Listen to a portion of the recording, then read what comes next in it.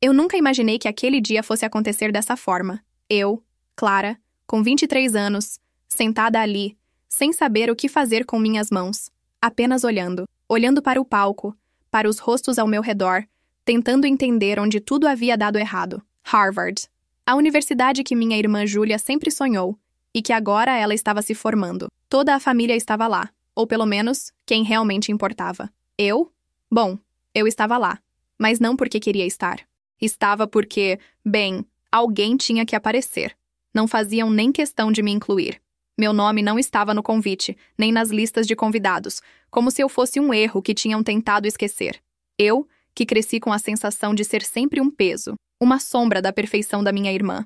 Lá estava eu, sem convite formal, só com um pedaço de papel que dizia "convidado", em uma fonte sem graça.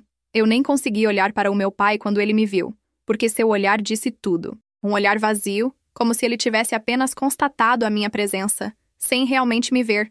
Minha mãe, Celeste, que sempre foi perfeita nas aparências, com aquele sorriso de "sou a dona do mundo", mal me notou. A única coisa que recebi dela foi um breve "Oh, Clara, você apareceu", com aquele tom de quem não espera nada de mim. Júlia estava radiante, como sempre. Ela usava aquela capa da formatura com os cordões de honra. Seu sorriso era tão grande que parecia ocupar todo o espaço da sala. Eu me sentia pequena ao lado dela, como se estivesse em um canto, invisível. Meus pais estavam ao lado dela, e tudo parecia certo no mundo deles. Como se eu não existisse, como se o fato de eu estar ali fosse apenas um acidente do destino. Eles estavam tão ocupados com a imagem de perfeição que criaram com Júlia que não havia espaço para mim. Eu fiquei observando o que acontecia ao meu redor, uma espécie de espectadora da vida. Não era a minha vida ali, nunca foi. E eu sabia disso, sentia isso. Cada olhar para o palco, cada aplauso, cada sorriso. Era como se fosse um show e eu estava assistindo sem poder participar. Então foi quando meu pai se levantou. Ele ajustou a gravata, respirou fundo e, com aquele tom de voz que ele usava para parecer importante, começou a falar. "Hoje é um dia muito especial", disse ele com aquele sorriso artificial, olhando para Júlia, como se ela fosse a única que realmente importava. "Estamos celebrando o esforço da nossa filha, que fez história nesta universidade. A nossa família, como sempre, se orgulha imensamente dela." Eu queria acreditar que ele estivesse falando de mim, mas eu sabia que não estava. Quando ele olhou para o público e começou a falar sobre valores, meu estômago virou. Eu sabia onde isso estava indo. Já tinha ouvido esse discurso antes. Quando ele disse "uma mudança de valores, uma mudança necessária", eu senti um nó na garganta. Ele estava prestes a me excluir, estava prestes a fazer algo que eu sabia que iria doer, mas a dor já estava ali, só não sabia que ela viria de forma tão pública. "E por isso", ele continuou, "a partir de hoje, não podemos mais apoiar quem não compartilha de nossa visão. Isso inclui a nossa filha mais nova, Clara." Eu congelei. Todo o som da cerimônia se desfez. O que era para ser uma celebração virou um anúncio público de exílio. "Clara." Meu nome soou no ar como se fosse algo sujo, algo a ser apagado. A plateia ficou em silêncio. Não houve choro. Não houve reação. Eu fiquei ali, imóvel, sentindo cada palavra como uma faca entrando em meu peito. Não conseguia olhar para ninguém, nem para minha mãe, nem para Júlia. Eu só conseguia olhar para o palco e para o meu pai, que agora tinha o sorriso que ele sempre teve para os outros, mas nunca para mim. Eu me levantei lentamente, sem pressa. Meu corpo estava ali, mas minha mente já estava distante. Não me senti vazia, não me senti nada, só muito cansada. Eu tinha feito isso por tanto tempo, esse papel de filha invisível, que nem sabia mais o que estava sentindo. Não choro, não grito. Só caminhei para fora da cerimônia, com passos lentos, como quem sabe exatamente o que está acontecendo, mas não quer acreditar. O calor do sol lá fora parecia escaldante, e a multidão ao redor estava completamente alheia a mim, como sempre esteve. No fundo, eu sabia o que tinha que fazer. Eles achavam que me haviam apagado, mas eles não sabiam o que eu sabia. Eu não era a filha excluída. Eu não era a sombra da família. Eu sabia sobre os segredos, as traições, os documentos falsificados. Sabia que um pedaço do que era meu tinha sido roubado sem que eu soubesse. Sabia sobre a casa na praia, que nunca seria minha, mas agora sabia o que fazer com isso. Eu não seria mais a invisível Clara. Não seria mais a menina que eles podiam apagar da história. Eu ia expor a verdade deles. Não por vingança, não por raiva, mas porque era a única coisa que me restava. Eu ia fazer com que eles enfrentassem tudo o que tinham escondido, tudo o que tinham tentado roubar de mim. Mas antes, eu precisava me recompor. Precisava voltar para casa, para o meu pequeno apartamento, e pensar. Apenas pensar. Porque o silêncio que eu estava ouvindo agora era o som da minha própria revolução. Eu não era mais ninguém a ser ignorada. Eu era alguém com uma história para contar. Quando eu saí daquela cerimônia, algo dentro de mim mudou. Eu sabia que aquela tinha sido a gota d'água. Não era só a exclusão pública, o que meu pai fez naquela frente de todo mundo, mas o modo como eles sempre me trataram, como se eu fosse a segunda opção, a filha errada. E ainda assim, nunca fui suficientemente errada para sair da casa deles de verdade, só o suficiente para ser ignorada, apagada, esquecida. Eu não gritei, não chorei. Fui só eu e os meus pensamentos, um turbilhão de sentimentos que começaram a se formar ali. Não parecia raiva, parecia mais uma frustração, algo que eu carregava por tanto tempo e que agora estava explodindo de uma forma que eu não entendia completamente. Mas não era uma explosão descontrolada. Não. O que estava acontecendo dentro de mim era algo mais sombrio, mais calculado. Eu queria justiça. Eu precisava dela, de alguma forma. Não era por mim, não só por mim, mas pelo que me foi roubado, pelo que me foi negado. Eu não ia deixar mais isso passar em branco. Ao voltar para o meu pequeno apartamento, a minha mente se recusava a parar de pensar. O que fazer? O que fazer com aquela raiva toda que não queria desaparecer? Então, foi aí que eu encontrei o envelope. Ele estava embaixo de uma pilha de papéis antigos. Algo que, em uma primeira olhada, não parecia nada importante. Mas algo me dizia que ali estava o meu ponto de partida. Não foi sorte. Foi o instinto. Algo me dizia que eu tinha que procurar. O envelope tinha um selo dourado. Quando abri, vi que se tratava de um simples contrato de transferência de propriedade. Mas não era só um contrato qualquer. Era o contrato que dizia que a casa na praia, aquela que era minha por direito, tinha sido vendida. E o pior, o nome que estava ali como proprietária não era o meu. Era o de Júlia. Ela tinha sido beneficiada. Ela, a filha que sempre teve a vida que eu nunca tive. Como isso foi possível? Como eles puderam fazer isso comigo? Eu estava incrédula, com o coração acelerado, e tudo o que eu queria naquele momento era gritar. Mas ao invés disso, fui tomada por uma sensação de clareza. O que eu estava segurando não era apenas um contrato. Era a chave para algo muito maior. Era a prova de que tudo o que eles haviam feito tinha sido orquestrado para me excluir. Não só emocionalmente, mas financeiramente também. Era o fim do meu jogo de silêncio. A raiva que havia me consumido até aquele momento se transformou em algo mais profundo. Agora eu precisava agir, mas não poderia ser de qualquer jeito. Eu sabia que essa não era uma batalha para ser travada com impulsividade. Eu precisava de provas. Eu precisava ser inteligente. Cada movimento tinha que ser calculado. Eu comecei a vasculhar os arquivos. Foi uma busca exaustiva. Encontrei documentos escondidos em pastas que nunca foram entregues para mim, registros antigos que tinham sido cuidadosamente guardados, como se quisessem me impedir de ver a verdade. Cada pedaço de papel que eu encontrava parecia um pedaço do meu passado que estava sendo roubado. E quando encontrei os outros documentos, mais contratos, mais transferências fraudulentas, uma farsa gigantesca, foi como se uma lâmina tivesse cortado a fina camada de ilusão que eu havia carregado até ali. Eu percebi que tudo aquilo não era apenas um erro. Era um plano. Enquanto eu organizava minhas descobertas, o comportamento de Júlia começou a ficar mais claro para mim. Eu sempre soubera que ela nunca teve coragem de ser sincera. Ela estava sempre no meio, equilibrando-se entre os dois lados, mas nunca de forma genuína. E agora, eu via que ela sabia exatamente o que estava acontecendo. Ela sabia sobre os documentos forjados, sabia do desvio de patrimônio. Ela não era apenas a vítima da perfeição da nossa família. Ela era cúmplice. Ela, que sempre teve tudo, estava mais envolvida do que eu podia imaginar. Júlia era a estrela da família, a filha que sempre fez tudo certo. Enquanto isso, eu estava ali, à sombra dela, tentando me ajustar, tentando entender por que eu nunca era boa o suficiente. Mas agora, eu via o que realmente acontecia nos bastidores. Ela se alimentava de tudo o que meus pais faziam de errado, como uma parceira silenciosa em todo o engano. Ela estava tentando manter a fachada da perfeição, tentando salvar sua imagem pública, mas estava de mãos sujas como os outros. E eu não ia deixar isso passar. Não ia mais ser invisível. A raiva não era mais sobre ser a filha esquecida. Não era só sobre ter sido ignorada em favor de Júlia. Era sobre o princípio, sobre o que era certo e o que era errado. Eles tentaram apagar a minha história, mas agora eu estava pronta para escrever o meu próprio final. Eles não sabiam, mas a minha vingança não seria nada dramática. Seria legal, calculada e implacável.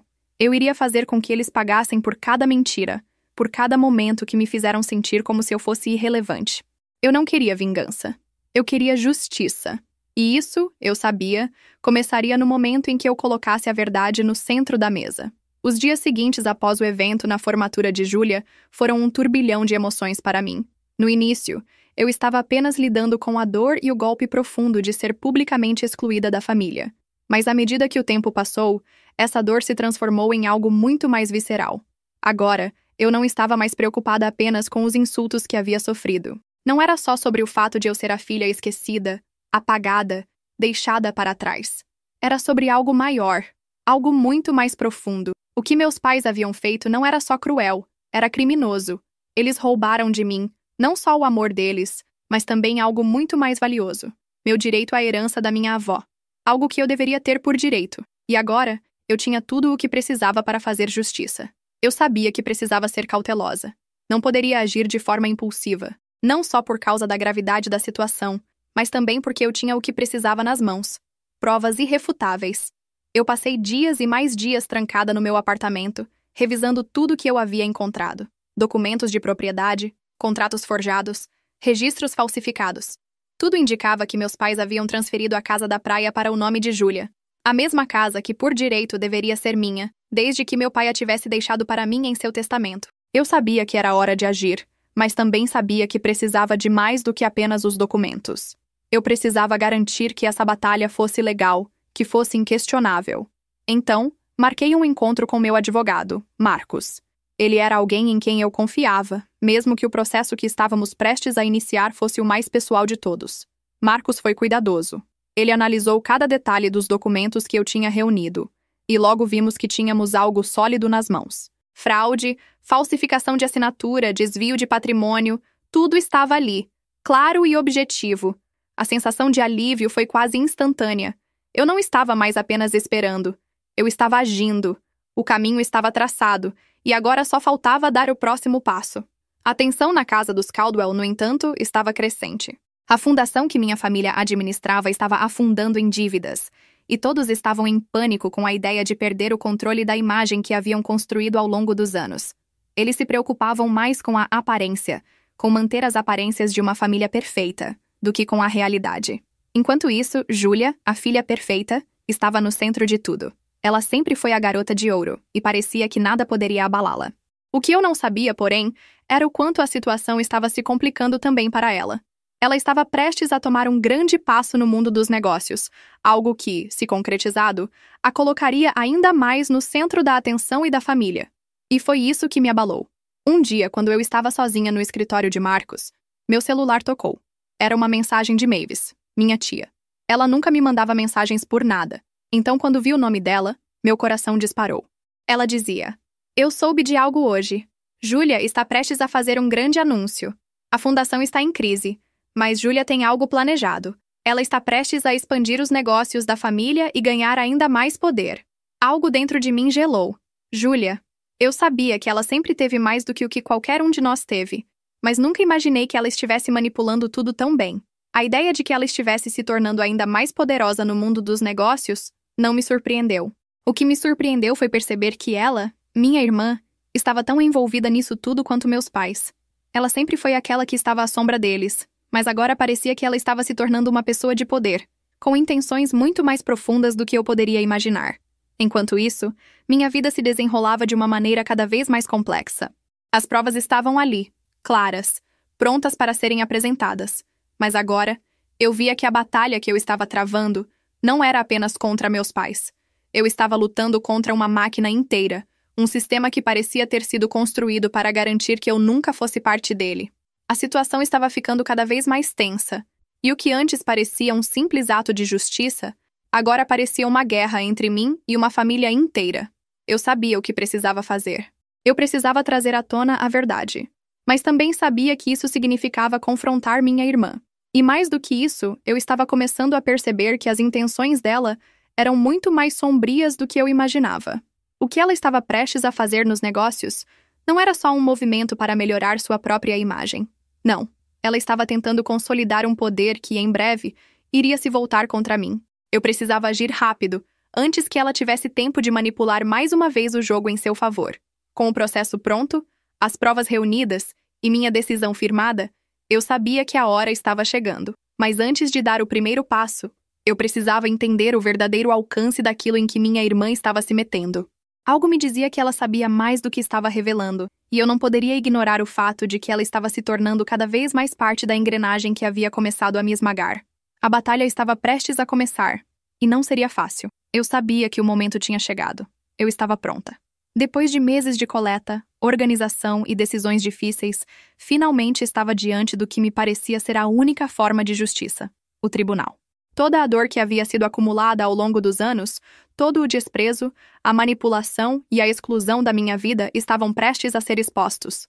Agora, não havia mais volta. Não era só um processo contra os meus pais. Era contra tudo o que eles haviam construído sobre as mentiras. E eu não podia me permitir mais fraquejar. Quando entrei no tribunal, a tensão no ar era palpável. Eu podia sentir os olhares que meus pais e Júlia lançavam em minha direção, mas eu me mantive firme. Eu não ia ceder. Eu não ia ser aquela menina invisível novamente. Meu olhar estava fixo na mesa onde os documentos estavam dispostos. Não era vingança o que eu procurava, mas a verdade.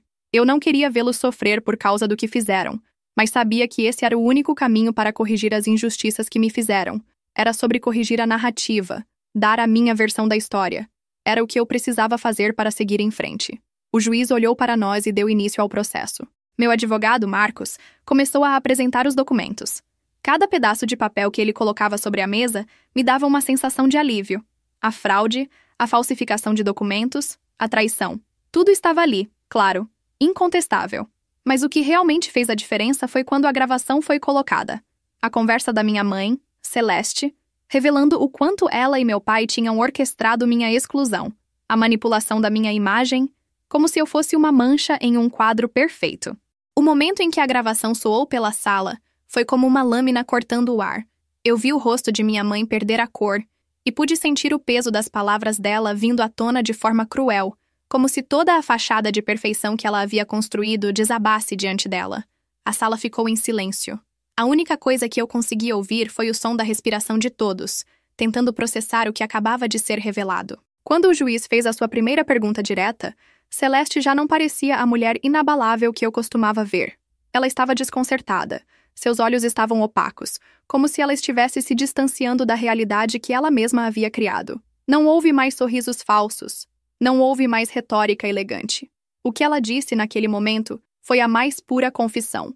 Tudo o que ela havia feito para me excluir não era apenas um erro de percepção.